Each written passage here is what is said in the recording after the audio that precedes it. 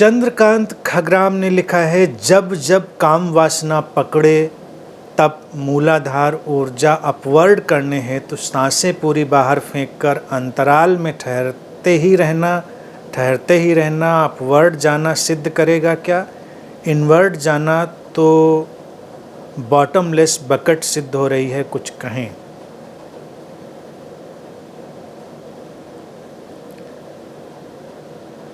देखिए, सबसे पहली बात, सांसें बाहर फेंकें, सांसें अंदर खींचें। इस एक्सरसाइज में नहीं पड़ना। काम वासना के प्रति सबसे जो मूलभूत चीज है वो है सहजता लाना, और उसके प्रति सारा अपराध बोध पहुँच देना। और वो पूछेगा तब जब हम किसी भी दूसरे व्यक्ति का उपयोग करने की वृत्ति से बाहर हो चुके हैं। काम वासना तुम्हारा निजी मसला है, व्यक्तिगत मसला है, हैंडल करो, उस बात को समझो।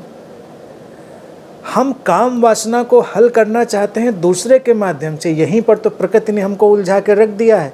समस्या हमारी, हल करें हम दूसरे के माध्यम से। इसको हमें खुद ही हल करना होगा। ऊर्जा को अपवर्ड करना या डाउनवर्ड करना ये केवल टर्मिनोलॉजी। कुछ भी अपवर्ड नहीं होता, कुछ भी डाउनवर्ड नहीं होता। कई जगह तंत्र और योग में ऐसी बातें कह दी गई और तमाम साधक उसमें लगे हुए बहुत दिनों से। कई लोग तो किसी नाड़ी में जो सेमेन है, जो वीर्य है, उसको ऊपर चढ़ा रहे हैं। कहते हैं कि जब योग एक खास अवस्था में आता है तो सुषुम्ना से वीर्य चढ़कर ऊपर पहुंच जाता है। अरे भाई, जो फिजियोलॉजिकल मटेरियल है उसकी तो टेंडेंसी ही है डाउनवर्ड की, वो डाउनवर्ड ही जाना है। यहाँ कुछ अपवर्ड नहीं जाता। अपवर्ड केवल हमारी समझ है। अपवर्ड मूवमेंट का मतलब हमारी अंडरस्टैंडिंग की क्लैरिटी। तो काम वासना से घबराना नहीं है। ये अपवर्ड और डाउनवर्ड की पहले तो फिलॉसफी गिरा दें, क्योंकि ये अपराध बोध में डालती है, गिल्ट में डालती है।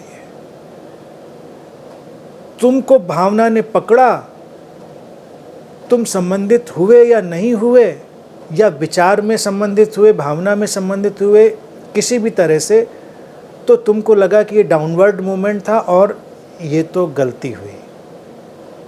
ये साधना से हम बाहर हो गए।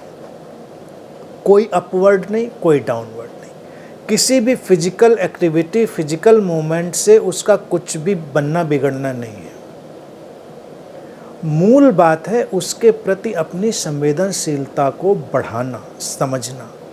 सांसों की जो बात लिखी है वो कुछ हद तक कारगर हो सकती है, क्योंकि हर भावदशा हमारी सांसों को प्रभावित करती है। काम हो, क्रोध हो, लोभ हो, भय हो, वो सब हमारी सांसों को प्रभावित करता है। तो सांसों को सम बनाने का प्रयोग कुछ हद तक लाभकारी हो सकता है। पहले तो अपनी काम वासना को निर्दोषता में स्वीकार करें,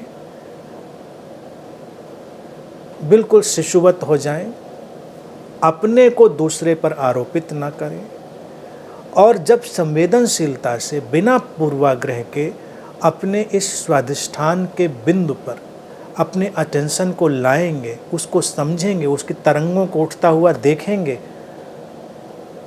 और कोई क्राइटेरिया फिक्स नहीं करेंगे, तो एक मैजिक होगा। वो मैजिक होगा कि वही ऊर्जा जो बाहर धक्के मार रही थी, बाहर धक्के क्यों मार रही है, कभी इस पे सोचा? क्योंकि नेचुरल टेंडेंसी है एक प्रजाति को जन्म देने की। काम वासना में जाने की जो बेचैनी है, वो बेचैनी इसलिए है क्योंकि एक प्रजाति जन्म लेना चाहती है, स्पीशीज आगे बढ़ना चाहती है। वो धक्का तुम्हारा व्यक्तिगत नहीं है। इसीलिए जब बहुत फर्टाइल मोमेंट्स होते हैं, फर्टाइल एज होती है, स्टेज होती है, उस समय लोगों को काम वासना स्त्री पुरुष दोनों को बहुत जोर से पकड़ लेती है, क्योंकि वो नेचर धक्का मारती है।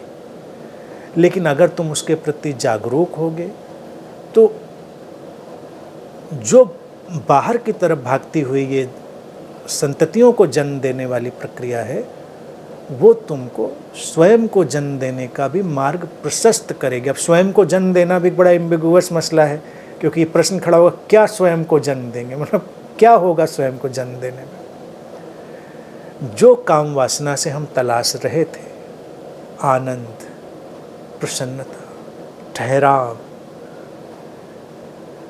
अपनी पहचान, आरोपित पहचानों का मिट जाना, वो सब स्वभावतः हमारे भीतर से प्रकट होगा।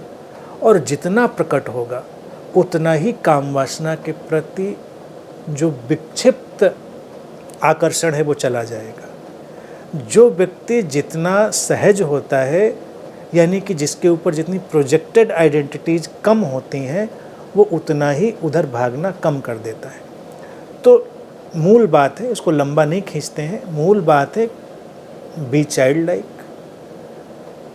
अपराध बोध हटा दें, अपवर्ड डाउनवर्ड मोमेंट, इन बातों को अपने दिमाग से पोंछ दें। जो है ठीक है, जो है ठीक है, खुश रहें उसमें।